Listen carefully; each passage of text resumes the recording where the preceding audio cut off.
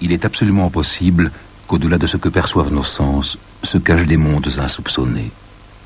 Albert Einstein.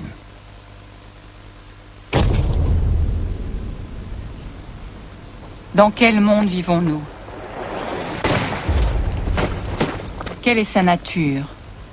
Une seconde dure-t-elle toujours une seconde? Et un mètre mesure-t-il partout un mètre? Est-ce que le temps et l'espace sont constants?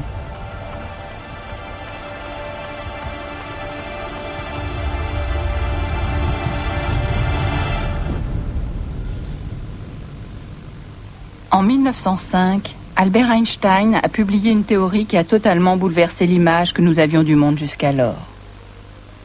Il a découvert que le temps peut s'écouler plus lentement et que l'espace peut se contracter. Il a ainsi ouvert la porte sur un monde inconnu et mystérieux, au-delà de nos perceptions traditionnelles. Un monde en apparence inaccessible, et pourtant à portée de main.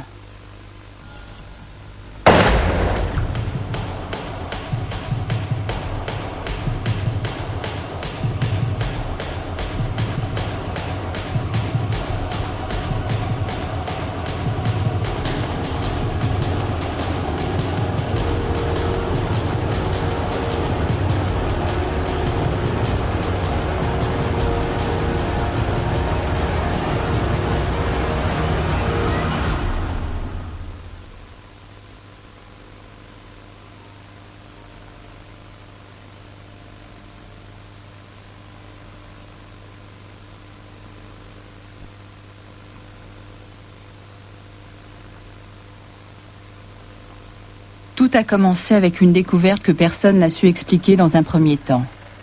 À la fin du XIXe siècle, deux physiciens, Albert Michelson et Édouard Morley, ont essayé de mesurer la vitesse de la lumière.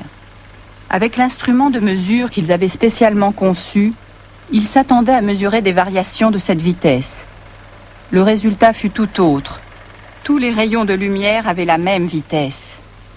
Et ils eurent beau répéter leur expérience, ils retombaient sur ce paradoxe, en contradiction avec les lois de la physique alors connues, selon lesquelles le mouvement dépend du référentiel où on le mesure. Ainsi, un observateur stationnaire voit passer plus rapidement un avion à réaction que ne le verrait un passager volant dans un second avion à proximité du premier. La vitesse ne dépend pas seulement de l'objet en mouvement, mais aussi du mouvement de l'observateur lui-même. Michelson et Morley ont d'abord tenté d'appliquer ce principe à la lumière. Selon ce principe, l'homme immobile au sol et le passager de l'avion auraient dû voir des rayons de lumière à des vitesses différentes. Et si le passager avait avancé aussi vite que la lumière, il aurait même pu avoir l'impression que les rayons de lumière faisaient du surplace. De la lumière qui ne bouge pas. Einstein ne pouvait pas imaginer ça. Pour lui, il était plutôt vraisemblable que les rayons de lumière aient toujours la même vitesse. Il prit donc les résultats de Michelson et Morley au sérieux. Effectivement, comme nous le savons aujourd'hui, quelles que soient les circonstances, les photons se déplacent à 299 792 km/s.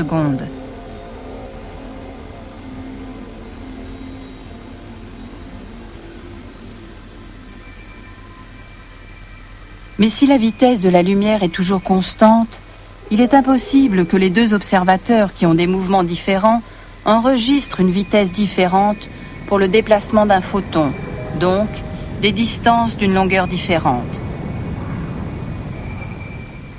La distance parcourue par la lumière doit être la même pour les deux.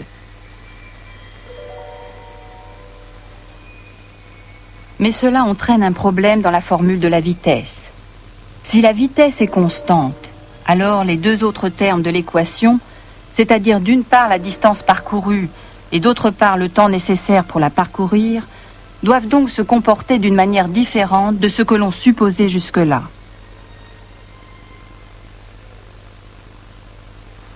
Et si l'espace et le temps n'étaient pas des constantes de la nature comme on l'a cru pendant des millénaires?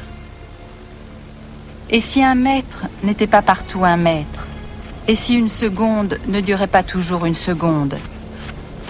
L'être humain ne le vit-il pas exactement ainsi depuis des milliers d'années? Pourquoi vouloir tout bouleverser?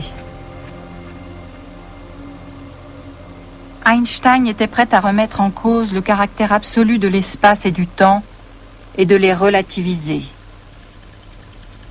Pour lui, le temps était simplement ce que mesurait une horloge. Des heures, des minutes et des secondes.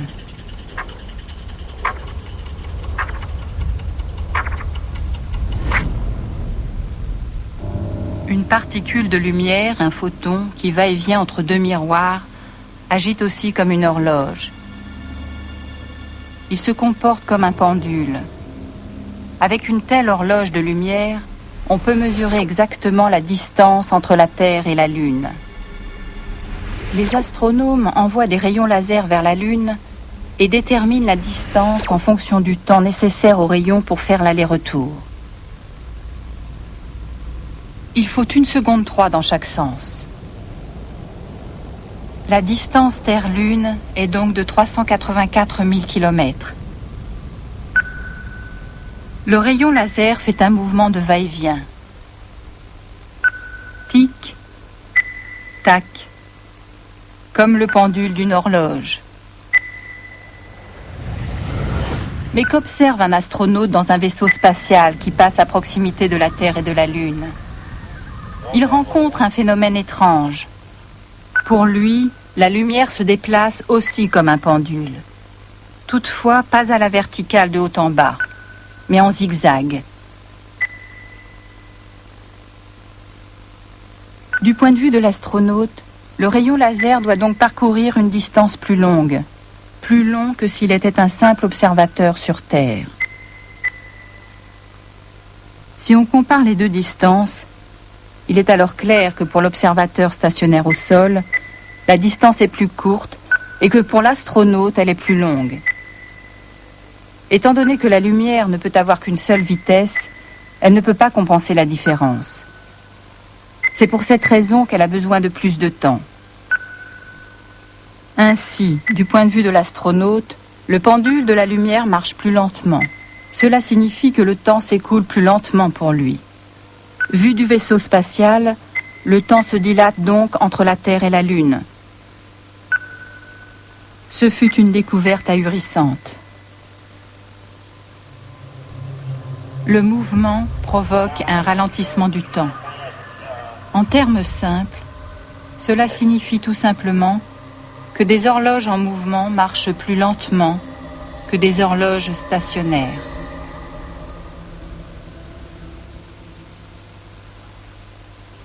Ce n'est que 50 ans plus tard que la théorie d'Einstein a pu être démontrée de manière pratique. Après l'invention de l'horloge atomique, qui permet des mesures extrêmement précises, une expérience appropriée a enfin été possible. L'un de ces instruments de précision a été installé dans un avion pour un vol de plusieurs heures. Une deuxième horloge atomique est restée stationnaire sur Terre. On a finalement observé que l'horloge de l'avion était plus lente. Il ne s'agissait que de quelques nanosecondes, mais la différence était réelle. Et cette infime différence ne tenait qu'à la vitesse de l'avion. Si les scientifiques avaient utilisé un avion beaucoup plus rapide, la différence de temps aurait été plus importante.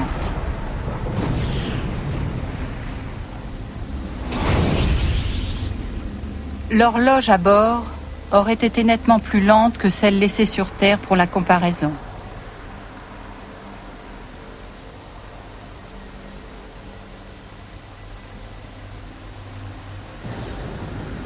Tous les processus d'un système en mouvement sont touchés par la dilatation du temps. Ainsi, toutes les fonctions du corps humain sont ralenties. Le cœur bat plus lentement. Chaque mouvement et même la parole ralentissent. Le processus du vieillissement est également affecté.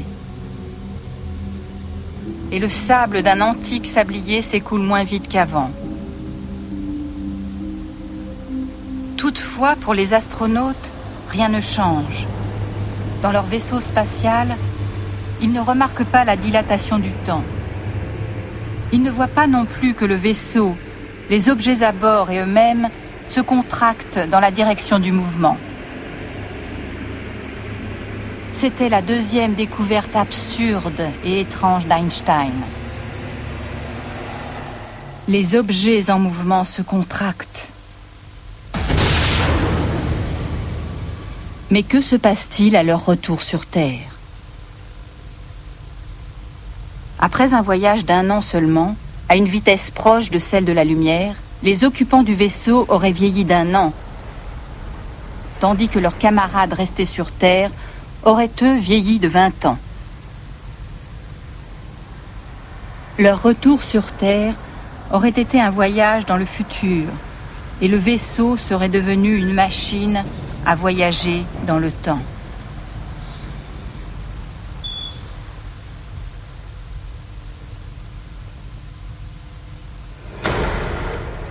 L'espace et le temps sont donc relatifs.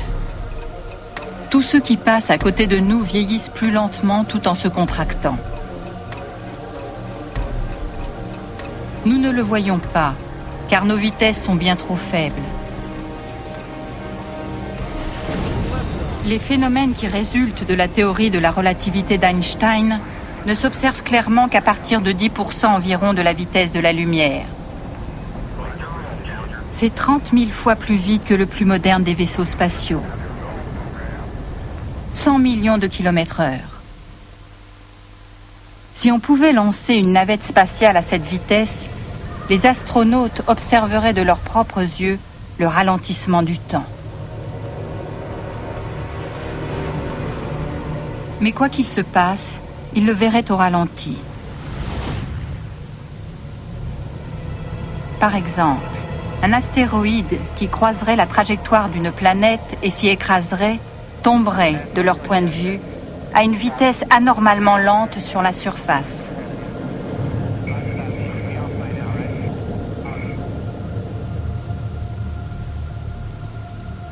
Le corps céleste s'approcherait de la surface dans un mouvement fortement ralenti, comme on le voit parfois dans des films.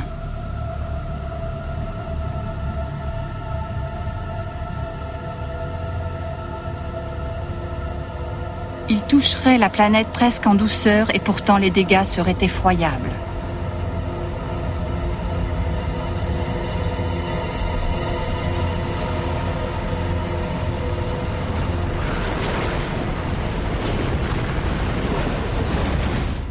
Comment peut-on l'expliquer ? Les dégâts provoqués par l'astéroïde sont le résultat d'une part de sa taille ou masse, et d'autre part de la vitesse à laquelle il s'écrase sur la planète.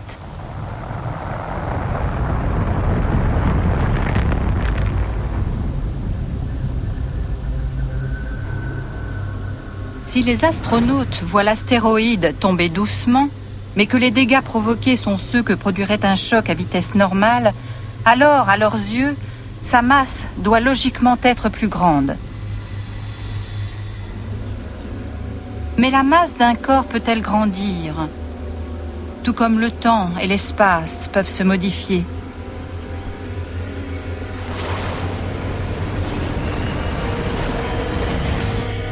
Elle le peut, dit Einstein. Plus un corps se déplace rapidement, plus sa masse augmente.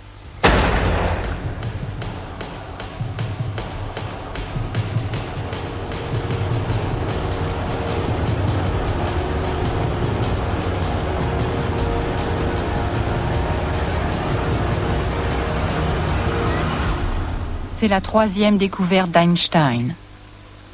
Tandis qu'il s'attaque au phénomène en le mettant en équation, il constate que la masse n'est rien d'autre que de l'énergie sous une forme particulière. C'est la conclusion la plus importante de sa théorie de la relativité. Cette énergie peut être calculée mathématiquement en multipliant la masse par le carré de la vitesse de la lumière.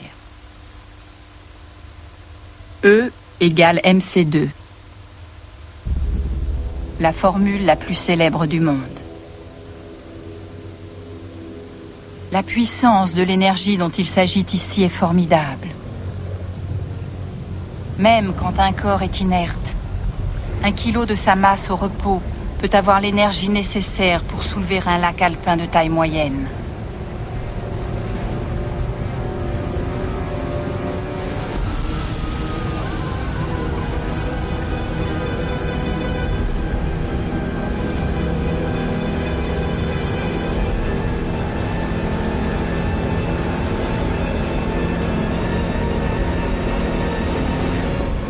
La proportion est sidérante.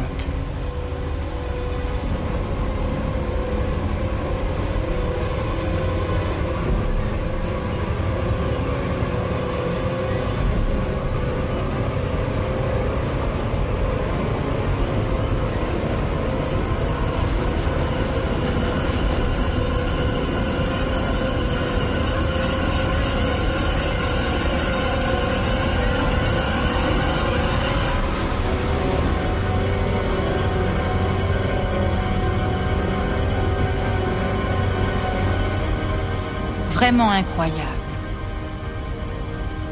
1 kilogramme de matière recèle une quantité d'énergie telle que l'on pourrait soulever plusieurs milliards de tonnes avec celle-ci. Au début, la formule d'Einstein n'était pas du tout clairement comprise. On la considérait comme une simple possibilité théorique et on ne la prenait pas très au sérieux. Puis des physiciens de l'atome ont découvert que les constituants du noyau atomique, les protons et neutrons, sont liés les uns aux autres par une incroyable force. Cette attraction correspond à une certaine quantité d'énergie. Lors de la fusion nucléaire, une petite partie de cette énergie est libérée et s'échappe sous forme de rayonnement. La formule E égale mc2 n'était plus une simple théorie. Au contraire, on l'a retrouvée dans des processus de la nature. Au centre de notre Soleil, les atomes d'hydrogène fusionnent et forment des noyaux d'hélium. L'énergie ainsi libérée se répand sous forme de photons. On pouvait enfin expliquer pourquoi notre Soleil brille. Il se passe un phénomène similaire lors de la fission nucléaire. La quantité d'énergie stockée dans la matière se manifeste dans l'énorme puissance de destruction de la bombe atomique.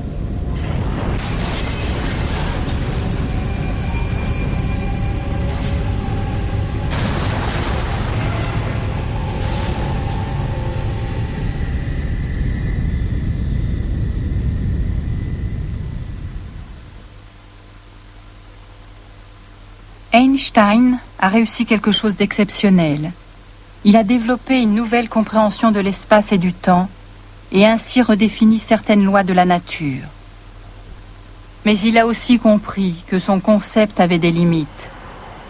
C'est seulement lorsque des systèmes passent à la même vitesse et en ligne droite à côté d'un observateur qu'ils rétrécissent et que les mécanismes des horloges ralentissent. C'est la raison pour laquelle ces effets sont appelés théorie de la relativité restreinte.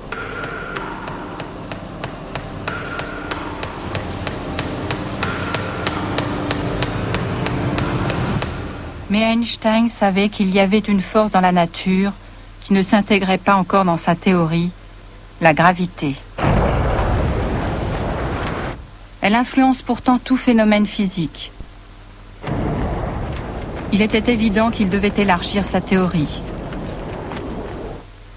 Pendant 8 ans, il s'est débattu avec la théorie de la relativité générale pour enfin trouver la solution.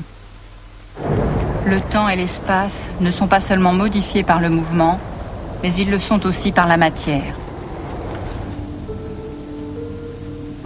De grands corps célestes, comme notre planète, ralentissent aussi l'écoulement du temps. Plus nous nous approchons du centre de la Terre, plus nos horloges ralentissent. Près de la mer, le temps s'écoule plus lentement qu'au sommet d'une montagne. Au sol, plus lentement qu'en haut d'une tour. Même entre la tête et les pieds, il y a encore une petite différence. Et à 25 000 km d'altitude, la différence de temps avec le sol est si importante qu'elle doit être prise en compte par les satellites de positionnement GPS. Sans cette correction, le calcul de la position à la surface de la Terre serait erroné. Étant donné que la matière influence aussi l'espace, les longueurs des corps changent quand ils s'approchent de corps célestes. Cela nous a conduit à une autre surprise. Si on fait passer une toise par le centre de la Terre pour en mesurer le diamètre, celle-ci rétrécit. Il y a ainsi de la place pour une plus grande longueur. Qu'est-ce que cela signifie? L'intérieur de notre planète est-il plus grand que sa circonférence ne le laisse imaginer?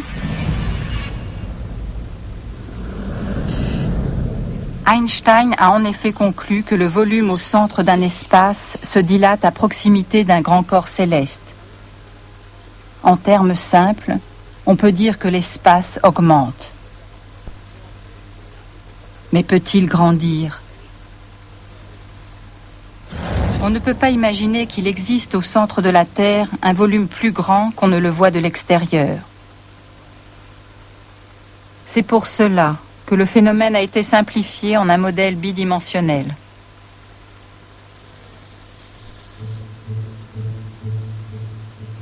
La surface plane sert de symbole pour l'espace. Quand il augmente, la surface s'étire et se courbe.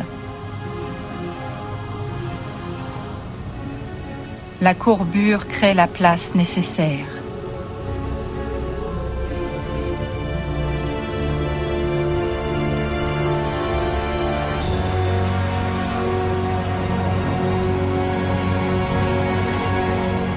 Ce fut le plus grand exploit d'Einstein.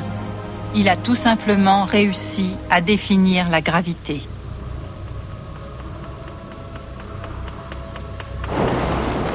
En d'autres termes, lorsque nous tombons, il n'y a pas de fil invisible qui nous tire vers le bas.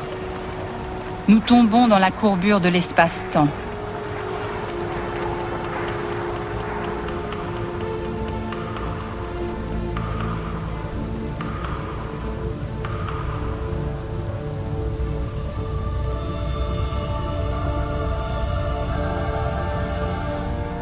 On peut à présent comprendre que l'orbite du satellite GPS autour de la Terre soit un mouvement influencé par la courbure de l'espace. Le puits gravitationnel lui impose une trajectoire en orbite.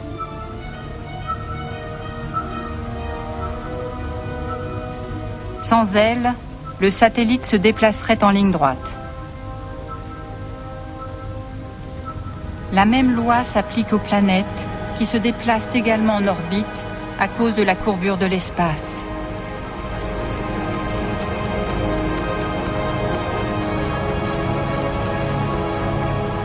On a pu obtenir la preuve décisive de la courbure de l'espace en 1919 lors d'une éclipse du Soleil.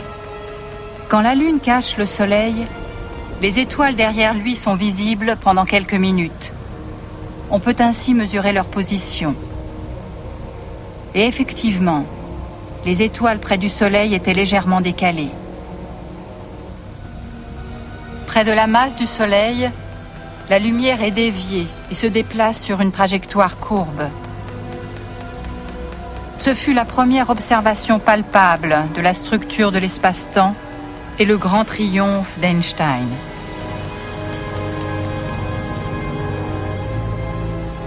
La théorie de la relativité prédit des courbures de l'espace encore plus extrêmes. Quand à la fin de son cycle de vie, une étoile s'effondre sur elle-même, ou implose sous l'énorme pression de sa propre gravité, elle courbe l'espace-temps de manière si intense qu'une partie d'elle-même s'isole du monde extérieur. Plus aucune lumière ne s'échappe du puits gravitationnel ainsi créé, et l'étoile devient invisible. C'est ce qu'on appelle un trou noir.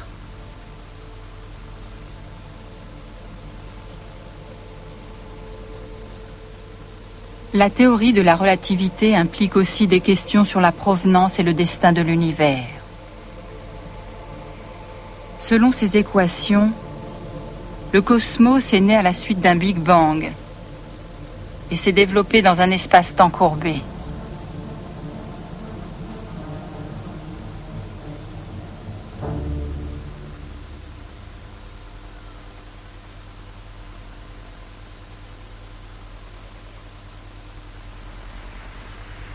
Nous sommes convaincus qu'une seconde reste une seconde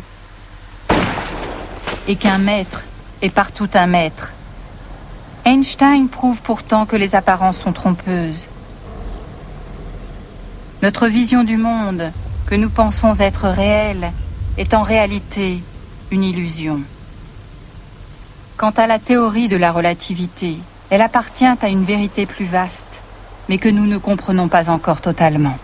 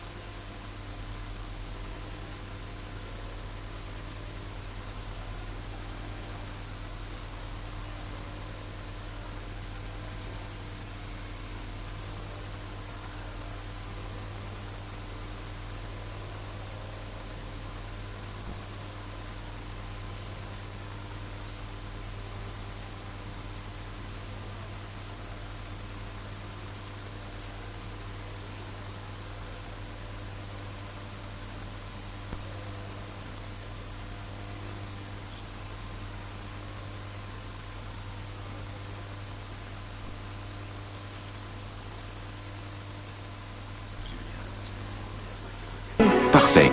Notre site internet peut les occuper une année durant grâce à son dossier Einstein très complet et en constante évolution.